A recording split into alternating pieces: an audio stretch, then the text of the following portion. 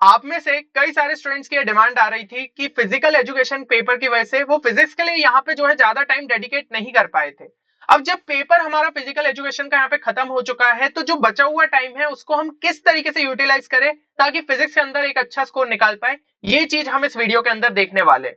तो यहाँ पे जो है मैं आपको एक चीज बता दूं कि ये वीडियो आपके लिए बहुत ज्यादा बेनिफिशियल साबित होने वाला है, क्योंकि जो भी स्टूडेंट्स यहाँ पे कम प्रिपरेशन वाले भी है ना, अगर उन्होंने लास्ट टाइम पे स्मार्ट वर्क दिखा दिया तो एक बहुत बढ़िया स्कोर तक जो है वो यहाँ पे पहुंच सकते।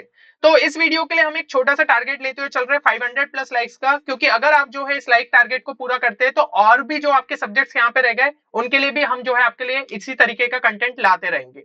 अब सबसे पहले हम जो है टाइम डिस्ट्रीब्यूशन की बात कर लेते हैं कि जो हमारे चैप्टर्स है उनमें हमें अब कितना टाइम यहाँ पे डेडिकेट करना चाहिए, क्योंकि चैप्टर के लेंथ के हिसाब से साथ ही साथ कौन से चैप्टर्स हमारे लिए इजी है, इस तरीके से अगर आप वर्क करोगे तभी जाके एक अच्छे स्कोर तक यहाँ पे पहुंच सकते हो। तो देखिए चैप्टर 11 टू 13 की अगर मैं बात करूं तो कम से कम 10 घंटे के अंदर उसे कंप्लीट कर सकते हैं, मॉडर्न फिजिक्स वाला हमारा जो है पोर्शन हो जाता है। चैप्टर 14 की अगर मैं बात करूं तो 3 घंटे के अंदर जो है आप उसको यहाँ पे कंप्लीट कर सकते हो, जो कि हमारा सेमीकंडक्टर वाला पार्ट हो जाता है। 9 टू 10 में आपको 8 घंटे लगेंगे, ठीक है। 6 टू 8 में जो है 8 घंटे में कर सकते हो, 4 टू 5 में 4 घंटे, और 1 टू 3 जो कि हमारा इलेक्ट्रोस्टैटिक्स और करंट इलेक्ट्रिसिटी हो जाता है उसमें हमें 12 घंटे के आसपास लग सकते हैं। तो यही प्रायोरिटी ऑर्डर जो है आपको लेते हुए चलना पड़ेगा, क्योंकि आप एक चीज समझिए, शुरू वाले चैप्टर्स हमारे यहाँ पे मैंने थ्योरेटिकल उठाए क्योंकि हमें कम टाइम के अंदर उनको जो है कंप्लीट करना होगा, प्लस आपका कॉन्फिडेंस जो है ना वो लेवल भी जो है आपका यहाँ पे इंक्रीज होगा जब आपको ऐसा लगेगा कि हाँ ये चैप्टर्स मुझसे बन रहे हैं। तो इसी हिसाब से प्रायोरिटी ऑर्डर हमने रखा है और आपको भी इसी को यहाँ पे फॉलो करना चाहिए।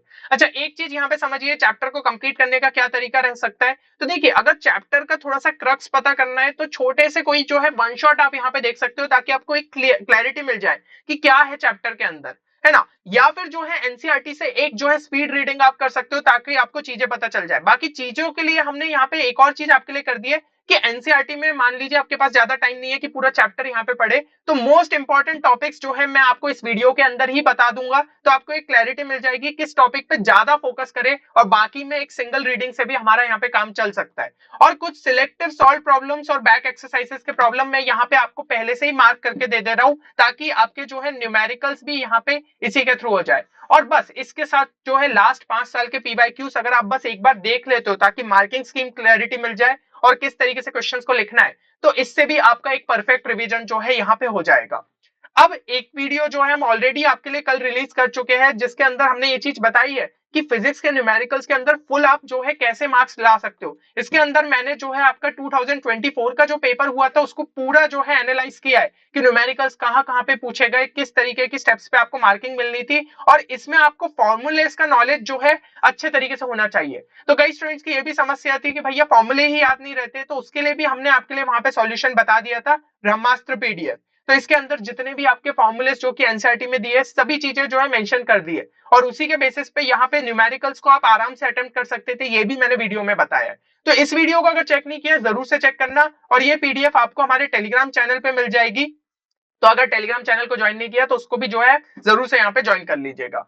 अब हम जो है इंपॉर्टेंट टॉपिक्स की यहाँ पे बात करें तो चैप्टर 1 टू 3 में जो है सबसे पहले मैं बात करता हूँ electric field due to dipole axis और इक्वेटोरियल पोजीशन वाला जो हमारा हो जाता है ना, तो उसके अंदर जो है डेरिवेशन या फिर न्यूमेरिकल पूछे जाने के बहुत ज्यादा चांसेस है। तो लास्ट टाइम पे इस पे आपको अच्छे तरीके से फोकस करना चाहिए। गॉस लॉ और उसका एप्लीकेशन, इसके भी डेरिवेशन पूछे जाने के चांसेस है, प्लस या फिर जो है डायरेक्टली क्वेश्चन यहाँ पे पूछा जा सकता है, तो इसको भी अच्छे तरीके से कर लीजिए। Potential due two point charge and dipole, इस पे भी जो है आपके क्वेश्चन आने के चांसेस है। Potential energy of system of charges, concept of equipotential surfaces हो गया, effect of dielectric on capacitor, energy stored in capacitor, और जो भाई स्टार में मारे वो तो बार बार यहाँ पे जो है आपके रिपीट होते हुए हमें देखने को मिले। इसके बाद अगर हम जो है और भी टॉपिक्स की यहाँ पे बात करें तो drift of electrons and origin of resistivity, इसका डेरिवेशन पूछे जाने के चांसेस रहते हैं। टेम्परेचर डिपेंडेंस ऑन रेजिस्टिविटी, इसका न्यूमेरिकल पूछे जाने के चांसेस रहते हैं। और अभी अपन ने देखा था पिछले वीडियो में 2024 पे भी जो है डायरेक्ट क्वेश्चन यहाँ पे पूछा गया था। किरचॉफ रूल पे जो है आपका यहाँ पे सर्किट बेस्ड जो है न्यूमेरिकल यहाँ पे आ सकता है। व्हीटस्टोन ब्रिज भी आपका काफी इंपॉर्टेंट टॉपिक यहाँ पे हो जाता है। अब यहाँ पे अगर हम जो है क्वेश्चंस की बात करें तो देखिए जो यहाँ पे सॉल्व एग्जांपल आपके हो जाते हैं उसमें कौन कौन से एग्जांपल्स आपके लिए सुपर इंपॉर्टेंट है, तो 1.5, 1.6, 1.8, 1.9, 1.10 और 1.11, है ना। साथ ही साथ पीछे की जो चैप्टर 1 की समरी है उसको भी देख लीजिएगा, उससे फॉर्मूलेस का बहुत अच्छे से आपको रिवीजन हो जाएगा। फिर यहाँ पे सेकंड चैप्टर में 2.1, 2.2, 2.4, 2.5 एंड 2.7 ये रीजनिंग बेस्ड क्वेश्चन है और इसके पूछे जाने के भी चांसेस रहते हैं, तो कर लीजिएगा 2.8 और 2.10। और चैप्टर 2 की समरी जो है आप देख लीजिएगा फॉर फॉर्मूलास रिवीजन 3.1, 3.3, 3.5, 3.6, 3.7। ठीक है, ये क्वेश्चंस आप जरूर से यहाँ पे प्रैक्टिस कर लीजिए जो कि सॉल्व एग्जांपल में दिए, और चैप्टर की समरी देख लीजिएगा। तो इससे क्या है, आपको एक ना एक क्लैरिटी मिल जाएगी कि हाँ भाई ये क्वेश्चंस अगर मैंने कर लिए तो इसी के बेसिस पे जो है क्वेश्चंस आपके एग्जाम में पूछे जा सकते हैं। अब नेक्स्ट अगर हम चले तो चैप्टर 4 से 5 के बीच में इंपॉर्टेंट टॉपिक्स की अगर बात करें, मैग्नेटिक फोर्स आपका इंपॉर्टेंट है, दोनों जो लॉस है बायोट सर्वेट लॉ और एम्पियर सर्किटल लॉ ये इंपॉर्टेंट है। Motion in the magnetic field ये जरूर से देख लीजिएगा, magnetic field on axis of circular current loop ये भी आपके लिए इंपॉर्टेंट है, torque due to rectangular loop. फिर galvanometer as an ammeter and as a voltmeter, इस पे न्यूमेरिकल आने के चांसेस रहते हैं और पिछले साल भी पूछा गया है, तो ये इंपॉर्टेंट है हमारा। चैप्टर 5 जो है मैग्नेटिक प्रॉपर्टीज ऑफ मटेरियल, ये एक बार जो है थ्योरेटिकल पूरा देख सकते हो, है ना। अब यहाँ पे अगर हम जो है बात करें सॉल्व एग्जांपल में चैप्टर 4 के सभी इंपॉर्टेंट है, तो सारे जो एग्जांपल है उसको आप जरूर से यहाँ पे देख लीजिएगा जो कि बुक के अंदर दिए हुए, चैप्टर की समरी यहाँ पे कर लीजिएगा। और चैप्टर 5 की बात करें तो भाई 5.1 जो कि रीजनिंग बेस्ड क्वेश्चन है इंपॉर्टेंट है, 5.3, 5.4 और बाकी चैप्टर की समरी एक बार जो है आप देख लीजिएगा। अब नेक्स्ट अगर हम चले तो इंपॉर्टेंट टॉपिक्स की अगर मैं बात करूं चैप्टर 6 to 8 के बीच में, फैराडेस लॉ आपका इंपॉर्टेंट है, लेंस लॉ इंपॉर्टेंट है, सेल्फ इंडक्शन हो गया, म्यूचुअल इंडक्शन ये इंपॉर्टेंट है। फिर आपका जो है डेरिवेशन ऑफ इंडक्टर एनर्जी, ये आपका जो है डेरिवेशन यहाँ पे पूछा जा सकता है। इंडक्टेंस ऑफ सोलेनॉइड, इसको आप जरूर से यहाँ पे कर लीजिए। एलसीआर सीरीज सर्किट, ये तो हाईली इंपॉर्टेंट टॉपिक है ना, इसके अंदर सारी चीजें आप समझ लीजिएगा, इंपिडेंस और ये सब किस तरीके से यहाँ पे कैलकुलेट किया जाता है, फेजर डायग्राम ये सब बनाना आपको थोड़ा सा यहाँ पे क्लियर रहना चाहिए। इंडक्टिव रिएक्टेंस हो गया, कैपेसिटिव रिएक्टेंस ये चीजें क्या होती है, सीरीज रेजोनेंस हो गया, ट्रांसफार्मर बहुत मतलब आप देख सकते हो कि बहुत बार इससे क्वेश्चन रिपीट होता है ना। तो सिंपल सा लॉजिक पे क्या इसका एप्लीकेशन रहता है, एक हाथ जो है छोटा सा यहाँ पे फॉर्मूला रहता है, प्राइमरी कॉल सेकेंडरी कॉल ये सब क्या रहती है, इसको बस देख लीजिएगा काम हो जाएगा। बाकी चैप्टर 8 जो है आप यहाँ पे पूरा कर लीजिए, क्योंकि चैप्टर 8 फिर से वही बोलूंगा थ्योरेटिकल है और इजीली 4 नंबर यहाँ पे जो है आप स्कोर कर सकते हो। और अगर मैं जो है यहाँ पे क्वेश्चंस की बात करूं तो चैप्टर 6 के तो सभी सॉल्व एग्जांपल आपके इंपॉर्टेंट हो जाते हैं, चैप्टर 7 के जो है आपके ये भी जो है सभी यहाँ पे इंपॉर्टेंट है। साथ ही साथ जो है 7.7, 7.10 ये क्वेश्चंस को जो है आप यहाँ पे जरूर से देख सकते हो, ये आपके कौन से हो गए, ये रीजनिंग बेस्ड वाले हो गए, ठीक है ना। बाकी चैप्टर समरी तो आपको यहाँ पे करना ही करना है। अब नेक्स्ट अगर हम बात करें important topics of chapter 9 to 10, इसके अंदर आपका अपरेंट शिफ्ट और डेप्थ ये आपका इंपॉर्टेंट हो गया, रिफ्रैक्शन एट स्फेरिकल सरफेस ये इंपॉर्टेंट हो जाता है, लेंस मेकर फॉर्मूला है ना सुपर इंपॉर्टेंट, फिर कॉम्बिनेशन ऑफ लेंस ये भी आपका इंपॉर्टेंट है, एस्ट्रोनॉमिकल टेलीस्कोप ये आपका इंपॉर्टेंट हो जाता है, रिफ्लेक्टिंग टेलीस्कोप ये इंपॉर्टेंट हो जाता है, टोटल इंटरनल रिफ्लेक्शन और प्रिज्म ये आपका इंपॉर्टेंट है, वेव ऑप्टिक्स में आपका जो है प्रिंसिपल यहाँ पे इंपॉर्टेंट है ना। फिर इंटेंसिटी एंड एम्पलीट्यूड मैक्सिमम जो है किस तरीके से निकालते हैं, इस पे जो है न्यूमेरिकल पूछे जाने के चांसेस है। इंटरफेरेंस, कंस्ट्रक्टिव, डिस्ट्रक्टिव ये आपको डिफरेंसेस क्लियर रहने चाहिए। वाईडीएक्सी एक्सपेरिमेंट ये हर साल रिपीट होता है, तो इसको जरूर से यहाँ पे करके जाइएगा। और बाकी डिफ्रैक्शन भी आपका यहाँ पे इंपॉर्टेंट हो जाता है। इसके अंदर मैं बात करूं तो भाई सॉल्व एग्जांपल में 9.3, 9.5, 9.7, 9.8 आप जरूर से करके जाइएगा, प्लस यहाँ पे बैक एक्सरसाइजेस भी कर लीजिए, क्योंकि पिछले चैप्टर्स में ऐसा हो रहा था कि बैक एक्सरसाइजेस में भी सिमिलर क्वेश्चन दिए थे, पर ये ऐसा चैप्टर है रे ऑप्टिक्स, यहाँ पे आपको क्वेश्चन थोड़े ज्यादा प्रैक्टिस करने पड़ेंगे, कुछ भी पूछा जा सकता है। तो 9.4, 9.8, 9.10, 9.15, 9.16, 9.17, 9.19 और 9.21 ये भी आप जो है जरूर से प्रैक्टिस कर लो। बाकी सॉल्व एग्जांपल में 10.1 रीजनिंग वाला है, उसको देख लीजिएगा, और बैक एक्सरसाइजेस में 10.3, 10.4, 10.5 एंड 10.6 आप करके जाइएगा। अब चलते हैं हम चैप्टर 11 to 13 जो कि हमारा मॉडर्न फिजिक्स वाला पार्ट हो जाता है। इसके अंदर फोटो इलेक्ट्रिक इफेक्ट आपका इंपॉर्टेंट है, एल्बर्ट आइंस्टाइन इक्वेशन ये आपकी जो है इंपॉर्टेंट हो जाती है। फिर यहाँ पे सारे ही जो ग्राफ्स फोटो इलेक्ट्रिक इफेक्ट के अंदर में दिए हुए वो इंपॉर्टेंट हो गए।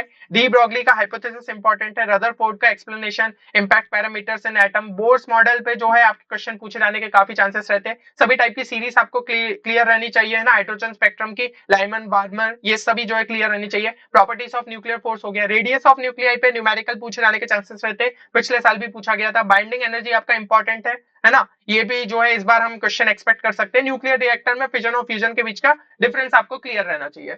और क्वेश्चंस की अगर मैं बात करूं तो भाई सॉल्व एग्जांपल में 11.1, 11.2, 11.3 आप जरूर से यहाँ पे करिए। चैप्टर की समरी यहाँ पे जो है देख के जाइएगा, चैप्टर 12 की समरी कर लीजिए, बैक एक्सरसाइजेस 12.3 से 12.9 की आप लगा लीजिएगा, और 11th चैप्टर में बैक एक्सरसाइज में 4 क्वेश्चन ये भी जो है आप जरूर से देख लीजिएगा। चैप्टर 13 की बात करूं, 13.1, 13.3, 13.4 जो है, इसको जो आपके सॉल्व एग्जांपल दिए इनको अच्छे से कर लीजिएगा, और चैप्टर समरी जो है वो आपके यहाँ पे इंपॉर्टेंट हो जाती है। नेक्स्ट यहाँ पे चैप्टर 14 पे चले, जो कि सेमीकंडक्टर वाला हो गया, एलईडी, फोटोडायोड और सोलर सेल, ये टॉपिक जरूर से यहाँ पे देख के जाइए। पीएन जंक्शन डायोड, ये भी आपका सुपर इंपॉर्टेंट टॉपिक है। फॉरवर्ड और रिवर्स बायस, ये आपको क्लियर रहना चाहिए। एन टाइप और पी टाइप सेमीकंडक्टर, और half and full wave rectifier. तो टॉपिक्स आपको यहाँ पे इसलिए मैंने बता दिए कि आप कम से कम इन पे ज्यादा फोकस कर लो, क्योंकि क्वेश्चन पूछे जाने के चांसेस में इन्हीं टॉपिक से ज्यादा है ना। तो जो भी स्टूडेंट्स की प्रिपरेशन कम से कम ये टॉपिक्स पे जरूर से जो है वो फोकस करके जाए। इसके अंदर मैं क्वेश्चंस की बात करूं, 14.1, 14.2, 14.3 एंड 14.4 सॉल्व एग्जांपल लगा लीजिए, चैप्टर समरी देख के जाइए, और बैक एक्सरसाइजेस में तो वैसे ही कम क्वेश्चन दिए तो सभी आप लगा सकते हो। तो यहाँ पे आपको जो है कम से कम कोई भी क्वेश्चन सिमिलर सा पूछा जाता है तो आप आराम से उसे सॉल्व कर सकते हो। तो मेरे हिसाब से आपको क्लैरिटी मिल गई होगी कि एनसीईआरटी में से आपको क्या क्या करके जाना है लास्ट टाइम पे। अब यहाँ पे अगर मैं बात करूं, इसके अलावा अगर थोड़ा बहुत भी आपके पास टाइम बचता है तो क्या चीजें लगा सकते हो, एनसीईआरटी के एग्जाम्पलर क्वेश्चंस कर लो भाई, एमसीक्यूज की प्रैक्टिस हो जाएगी। एमसीक्यू क्योंकि आप जानते हो काफी क्वेश्चंस पूछे जाते हैं तो उसके अंदर नंबर नहीं खोना चाहिए। बाकी डेरिवेशंस का रिवीजन यहाँ पे इंपॉर्टेंट है, फॉर्मुलेस का रिवीजन आपके लिए इंपॉर्टेंट है। सैंपल पेपर अभी का जो ऑफिशियली रिलीज हुआ है उसको जरूर से यहाँ पे देख लीजिए। टॉपर की आंसर शीट भी जो है एक बार देख लीजिएगा, ताकि आपको फ्रेमवर्क पता चल जाए कि क्वेश्चंस को लिखा किस तरीके से जाता है, मार्किंग स्कीम जो है किस तरीके से रहती है। तो मेरे हिसाब से सारी चीजें यहाँ पे आपको क्लियर हो गई होगी। बाकी कमेंट सेक्शन में एक चीज जरूर लिखिए कि अब यहाँ पे जो है कितने आप स्टडी नंबर ऑफ आवर्स जो है डेडिकेट करने को तैयार हो, और क्या टारगेट स्कोर लेते हुए चल रहे हो। तो भाई डेली का यहाँ पे टारगेट सेट कर लो कि मुझे टाइम देना है। थोड़ा सा भी अगर मान लो अभी तक 12 घंटे दे रहे थे, अगर उसको 14 घंटे भी एक्सटेंड करना पड़ा, थोड़ी नींद कम करनी पड़ी, कर लेना, क्योंकि भाई पेपर जो है बोर्ड का बार बार नहीं आता। सिर्फ यहाँ पे 3 से 3.5 दिन की मेहनत है और आपका स्कोर यहाँ पे काफी ज्यादा जंप दिखा सकता है। चलिए उम्मीद करता हूँ ये वीडियो आप सभी के लिए बेनिफिशियल साबित होगा। मिलते हैं नेक्स्ट वीडियो में, तब तक के लिए take care and good bye.